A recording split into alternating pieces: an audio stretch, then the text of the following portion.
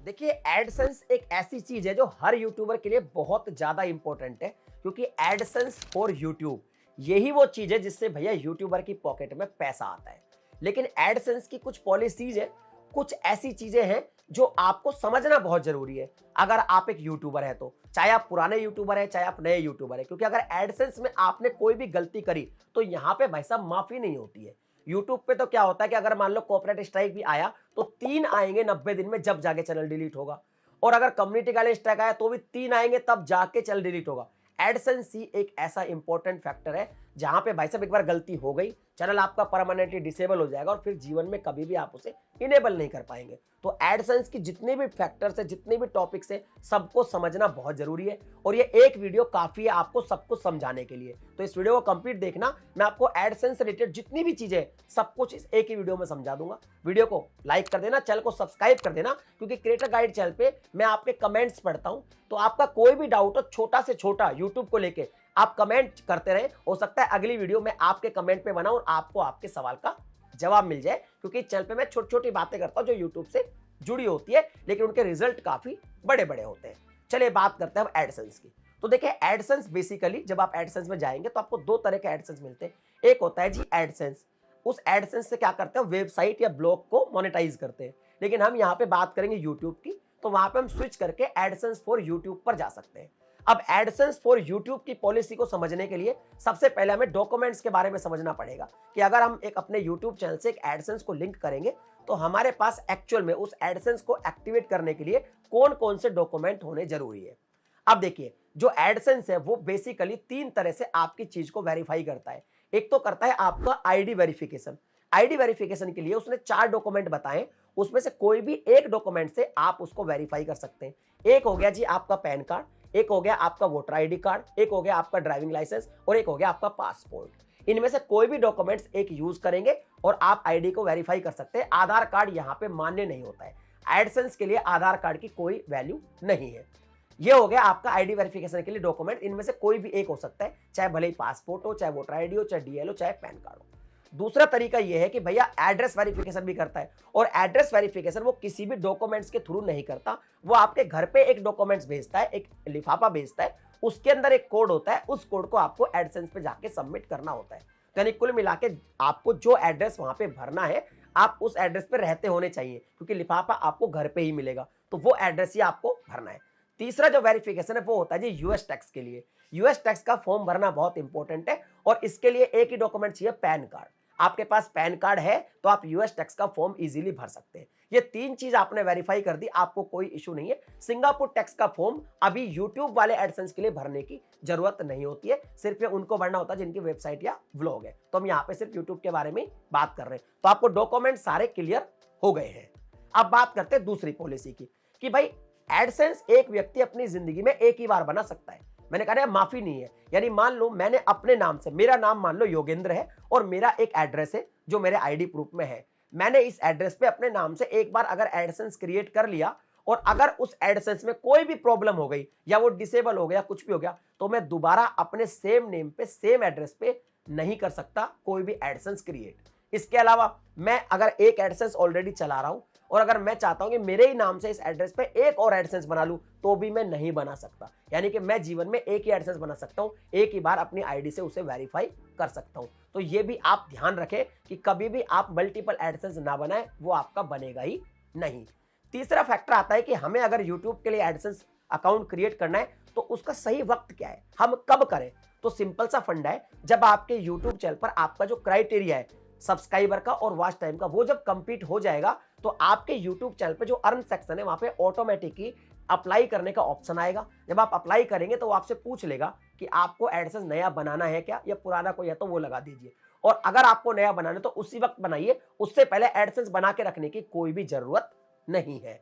इसके अलावा अब बात करते हैं कि जब हम एडसेंस को बना रहे हैं तो हमें भाई साहब क्या क्या चीजें फिल करनी है। तो हमेशा ध्यान रखें कि एडसेंस में जब नेम की बात आती है तो हमेशा खुद का ओरिजिनल नेम रखें जो आपकी आईडी में है, और जिस आईडी से आप एडसेंस को बाद में वेरीफाई करेंगे। कभी भी अपने चैनल का नेम के सेक्शन में नहीं रखना है। कुछ लोग चैनल का नेम रख देते हैं, बाद में प्रॉब्लम होती है, उनको एडिट करना पड़ता है, और कई बार एडिट के ऑप्शन नहीं मिलते। तो हमेशा अपना नेम रखना है, और एड्रेस आपको वो रखना है जिसपे आपको लिफाफा मंगवाना है, क्योंकि जो लिफाफा है वो आपके एड्रेस पर ही आएगा।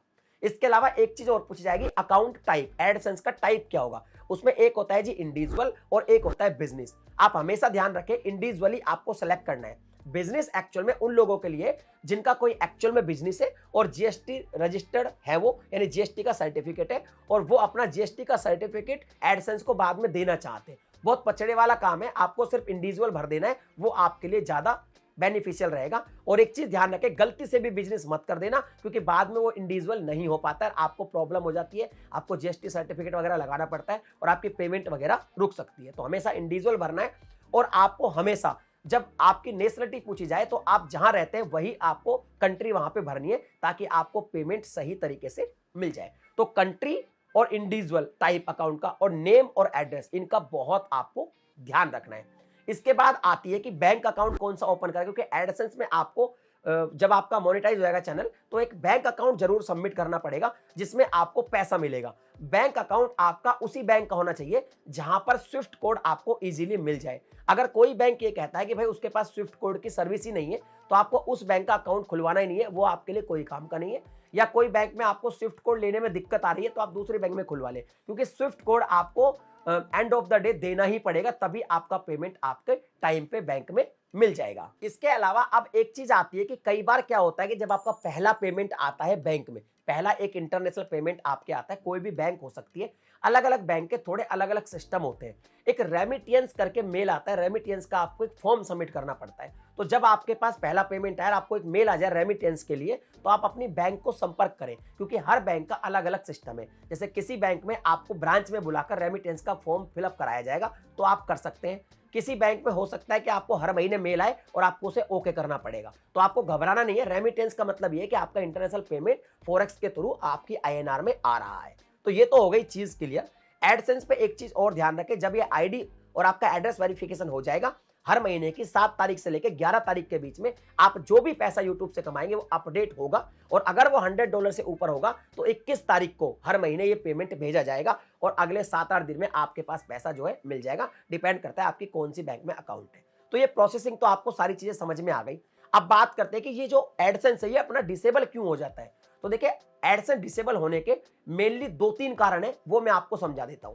पहला कारण तो ये है कि अगर आप रीयूज कंटेंट यूज करते हैं, रीयूज कंटेंट कोई ऐसा कंटेंट जो आपने कहीं से कॉपी किया है और उसकी आपको परमिशन नहीं है, या फिर आपके पास कोई कॉपीराइट स्ट्राइक भी नहीं आया, फिर भी आपने दूसरे का कंटेंट यूज किया है, तो यूट्यूब को लगता है कि ये कंटेंट तो दूसरे का है, इसकी खुद की कोई वैल्यू इसने ऐड नहीं की है, तो रीयूज कंटेंट या फिर रिपीटेटिव कंटेंट बोल के आपको एक मेल आ जाएगा और आपका एडसेंस डिसेबल कर दिया जाएगा। तो ध्यान रहे, जब भी आप एडसेंस को कनेक्ट कर ले, मोनेटाइज आपका चैनल हो जाए तो या फिर नहीं हो, दोनों ही केसेस में आपको ओरिजिनल कंटेंट यूट्यूब पे बनाना है। अब बात करते हैं दूसरे तरीके की। अगर आप अपने चैनल पे व्यूज लाने के लिए गलत तरीके इस्तेमाल करते हैं, वीपीएन लगाते हैं, कोई डॉलर टिक इस्तेमाल करते हैं, कोई अलग अलग चीजें इस्तेमाल करते हैं, मतलब फेक तरीके इस्तेमाल करते हैं, कुछ ऐसे तरीके इस्तेमाल करते हैं जो कि लीगली नहीं है, सही नहीं है, वैलिड तरीके नहीं है, और फेक एंगेजमेंट लेकर आते हैं, उस कंडीशन में इनवैलिड ट्रैफिक बोल के आपके जो एडसेंस है उसको भी जो है डिसेबल किया जा सकता है। तो ये भी है, इसलिए आप अपने चैनल पे सिर्फ वीडियो बनाने पे दिमाग लगाइए, फालतू तरीकों से व्यूज लाने पर मत सोचिए, वरना आपका जो एडसेंस है वो डिसेबल किया जा सकता है। इसके अलावा यूट्यूब की बहुत सारी पॉलिसीज है, उन पॉलिसीज को अगर आप वायलेट करते हैं तो भी आपके एडसेंस में प्रॉब्लम हो सकती है। इसके अलावा अगर आप बच्चों के लिए कंटेंट बनाते हैं, सिर्फ और सिर्फ बच्चों के लिए कंटेंट बनाते हैं, लेकिन आप अपने चैनल पे मेड फॉर किड्स ऑन नहीं करते हैं, और ये बार बार आप करते हैं, 1-2 बार तो YouTube खुद से आपके जो कंटेंट है उसको मेड फॉर किड्स कर देगा, लेकिन आप बार बार यही दोहराएंगे तो YouTube आपके एडसेंस को डिसेबल कर सकता है। इसके अलावा अगर आप अल्टर्ड कंटेंट या डीप फेक या सिंथेटिक कंटेंट YouTube पे डालते हैं, और अल्टर्ड कंटेंट वाली जो पॉलिसी है वो आपको समझ में नहीं आती है, तो उसका वीडियो मैंने बनाया हुआ है, दे दूंगा मैं लिंक डिस्क्रिप्शन में, देख लेना। अगर उसको आप ऑन नहीं करते हैं और बार बार ऐसा करते हैं, तो उस कंडीशन में भी आपके एडसेंस को डिसेबल किया जाता है। इसके अलावा यूट्यूब की आप जो भी पॉलिसी पढ़ेंगे, एंड ऑफ बॉटम जब जाएंगे तो उसमें लिखा मिलेगा आपको कि अगर आप कोई भी तरह की पॉलिसी को ज्यादा वॉयलेट करते हैं, बार बार वॉयलेट करते हैं, तो आपके एडसेंस को डिसेबल किया जा सकता है, और एक बार डिसेबल कर दिया तो फिर आपको प्रॉब्लम हो जाती है। इसके अलावा एक चीज और है जिसकी वजह से आपका एडसेंस में पेमेंट फंस सकता है। कई बार ये होता है कि हम कोई गलती करते हैं, और ऐसे केसेस मैंने देखे भी है, जैसे मैंने कोई अपने एडसेंस में गलती करी और मेरा एडसेंस डिसेबल हो गया। अब मैं अपने नाम से कोई एडसेंस नहीं बना सकता हूं यूट्यूब पे नया। अब मैं जब नया एडसेंस बना नहीं सकता तो मैं क्या करता हूं, या तो मैं फैमिली में किसी के नाम से बनाऊंगा। अगर मुझे फैमिली के में भी नहीं बनाना है तो बहुत सारे लोग इलीगल तरीके से एडसेंस सेल भी करते हैं। अब मान लीजिए आपने कोई अपना एडसेंस खरीद लिया और उसको आपने लगा दिया।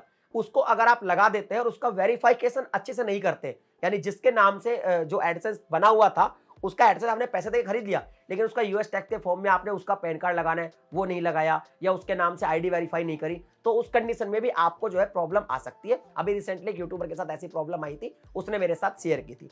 एक चीज और है जो आपको समझना बहुत ज्यादा जरूरी है एडसेंस के मामले में। कई लोग मुझसे सवाल करते हैं कि अगर मान लीजिए एडसेंस किसी और के नाम से है, मान लो मैंने एडसेंस बनाया मेरी बड़ी सिस्टर के नाम से, तो क्या मैं अपना बैंक अकाउंट वहां पे लगा सकता हूं क्या? तो आप बिल्कुल लगा सकते हैं। वैसे तो ये तरीका उतना सही नहीं है, ऐसा नहीं करना चाहिए, पचड़े में ही पड़ेंगे, बट फिर भी आप एडसेंस के लिए लगा सकते हैं, कोई आपको प्रॉब्लम नहीं आएगी। लेकिन एक चीज ध्यान रखें, उस जो भी पैसा आपके अकाउंट में आएगा, क्योंकि एडसेंस तो उनके नाम से है, तो ये जो एडसेंस है ये तो यूएस में रजिस्टर्ड हो गया, आपने वहां पे यूएस टैक्स वगैरह के जो फॉर्म भरे उनके डॉक्यूमेंट से लगा दिए, उनके डॉक्यूमेंट से आपने उसको वेरीफाई कर लिया। लेकिन बैंक अकाउंट क्योंकि आपने अपना वहां पे जोड़ा है, तो सारी जो कमाई होगी वो आपके बैंक अकाउंट में आएगी। तो जितनी भी कमाई होगी वो आपकी मानी जाएगी, जो इंडिया में आपको मिलेगी। तो जब भी आपको टैक्स भरना होगा तो आपको ही भरना होगा। अगर आपकी कमाई टैक्स की स्लैब से ज्यादा हो जाती है तो आपको टैक्स खुद से उसका पे करना पड़ेगा। आई थिंक मैंने एडसेंस के रिलेटेड जितनी भी चीजें थी सब क्लियर कर दी। फिर भी आपका कोई सवाल है तो कमेंट जरूर कर देना, अगले वीडियोस में कमेंट से ही बनाऊंगा। चलिए मिलता है अगले वीडियो में नए टॉपिक के साथ, तब तक के लिए जय हिंद।